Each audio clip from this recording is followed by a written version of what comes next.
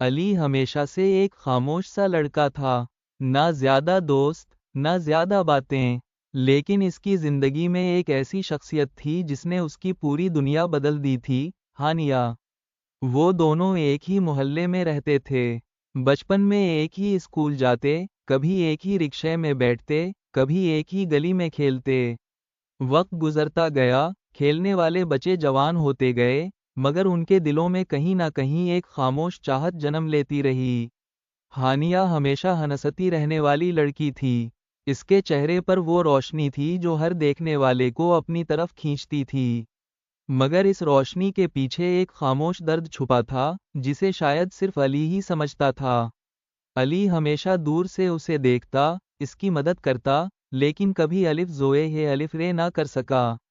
محبت کبھی کبھی اقرار نہیں، بس احساس چاہتی ہے۔ ڈیش ڈیش ڈیش ایک دن سب بدل گیا۔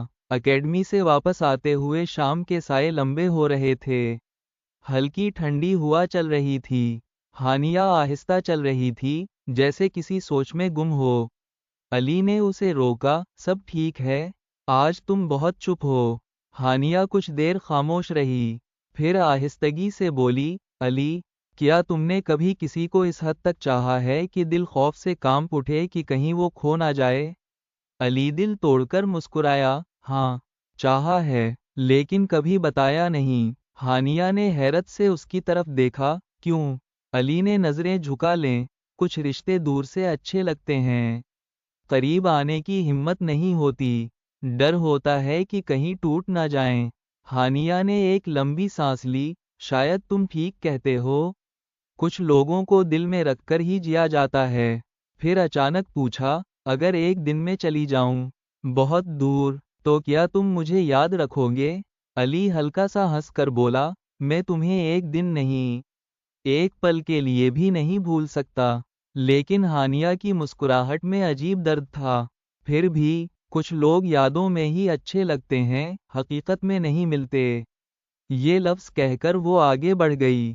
علی اسے جاتا ہوا دیکھتا رہ گیا، جیسے اس کے قدموں کے ساتھ اس کی خوشی بھی دور جا رہی ہو۔ اگلے دن ہانیہ غائب تھی، اکیڈمی میں سب موجود تھے، مگر ہانیہ نہیں۔ 2 دن، 3 دن، پھر ایک ہفتہ، علی کی بے چینی بڑھتی جا رہی تھی۔ آخرکار ایک دن ہانیہ کی سب سے اچھی دوست ملی، اس نے آہستہ سے بتایا، ہانیہ لاہور جا رہی ہے، شاید ہمیشہ کے لیے، اس کے گھر والے شفٹ ہو رہے ہیں۔ علی کے دل پر جیسے بجلی گری ہو، اس نے پوچھا، بغیر بتائے؟ دوست نے سر جھکا کر کہا، ہانیہ نے کہا تھا، کچھ باتیں کہنا مشکل ہوتا ہے۔ ڈیش ڈیش ڈیش وہ لمحہ جس نے سب بدل دیا۔ شام ہو رہی تھی، ہانیہ کا گھر خالی ہو چکا تھا، سامان جا چکا تھا، بس ایک کار باہر کھڑی تھی۔ ہانیہ نے آخری بار اپنے گھر کو دیکھا، پھر پلٹ کر جانے لگی۔ علی بے قابو ہو کر وہاں پہنچا۔ ہانیہ، وہ رک گئی، آہستہ سے پیچھے مڑی، اس کی آنکھوں میں نمی تھی۔ کاش تم ایک دن ہانیہ بولی۔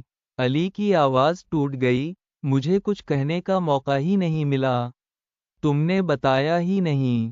ہانیہ آگے بڑھی، علی، کچھ جدائیاں قسمت میں لکھی ہوتی ہیں، میں نہیں جانتی کہ آگے کیا ہوگا، لیکن یاد رکھنا، کچھ محبتیں زندگی کے ساتھ نہیں چلتی، مگر دلوں میں ہمیشہ رہتی ہیں۔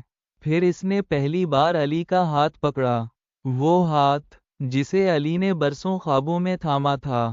ہانیہ نے نم آواز میں کہا، اگر زندگی نے چاہا، تو کبھی نہ کبھی، کہیں نہ کہیں، ہماری ملاقات ضرور ہوگی۔ پھر وہ چھوٹ گیا، اور ہانیہ ہمیشہ کے لیے چلی گئی۔ ڈیش ڈیش ڈیش وقت گزرتا گیا، مگر ہانیہ نہیں گزری۔ سال بدل گئے، لوگ بدل گئے، راستے بدل گئے، مگر علی کے دل میں ایک جگہ ہمیشہ ہانیہ کے لیے محفوظ رہی۔ کبھی جب شام ڈھلتی یا سرد ہوا چلتی، تو اسے وہ آخری الفاظ یاد آتے، کچھ لوگ یادوں میں ہی اچھے لگتے ہیں۔